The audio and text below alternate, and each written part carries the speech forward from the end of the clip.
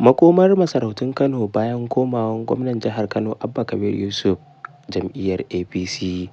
Ku biyo mu a cikin wannan bidiyo domin jin yadda ta kaya a masarautun Kano bayan komawar gwamnan jihar Kano Abba Kabir Yusuf jam'iyyar ta APC. Masu sauraro Assalamu alaikum, barkamu da wannan lokaci, barkamu da sake kasancewa da ku a cikin wannan tasha tamu mai ɗimbin albarka wato Katabi News TV. Tashar da take kawo muku zafafan labarai waɗanda suka shafi al'amuran yau da kullum na cikin gida Najeriya da ma na ƙasashen waje.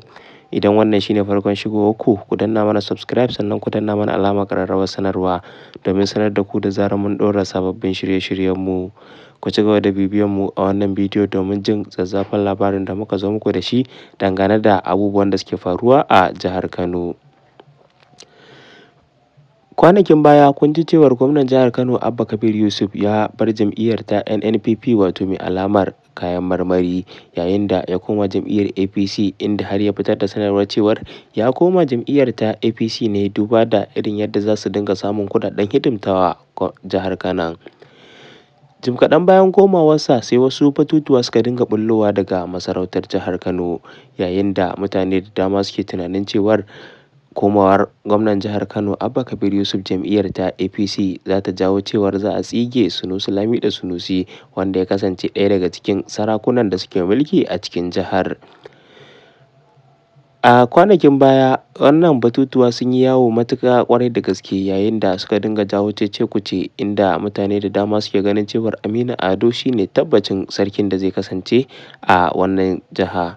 Bayan faruwar waɗannan batutuwa, wata sanarwa ta fito daga ofishin gwamnan jihar Kano, yayin da mai magana da gwamnan jihar Kano Abba Kabir Yusuf ya fitar da wata takarda wadda ta nuna cewar ƙarara an sa hannu domin sauke sarkin na jihar Kano wato Sunusi Lamido Sunusi, wanda ya kasance gwamnan jihar Kano a baya. Abba Kabir Yusuf yana matuƙar goyon bayansa wato Sunusi Lamido Sunusi, inda takardar ta nuna cewar Aminu Ado shine sarki ɗaya da za a bari a cikin wannan jiha.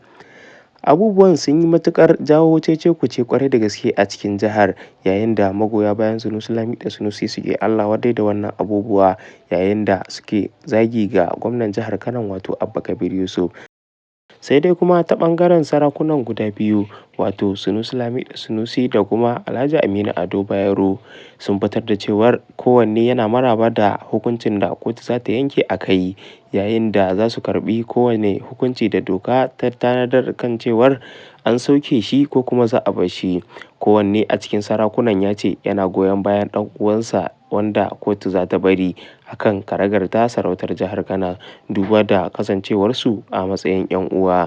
Bayan fitowar wannan sanarwa tasu ne gwamnan jihar Kano Abba Kabir Yusuf ya fito ya shaidarwa da al'umma cewa babu wani hukunci da ya fito daga ofishinsa ko kuma wani abu makamancin haka.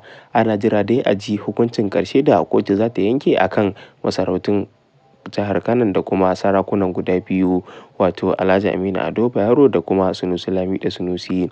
Kada dai ku manta, wannan na zuwa muku ne daga tashar ku mai farin jini wato Katabi News TV. Idan wannan shine farkon shigowar ku danna mana subscribe, sannan ku danna mana alamar ƙararrawar sanarwa domin sanar da ku da zarar mun ɗora sababbin shirye-shiryenmu.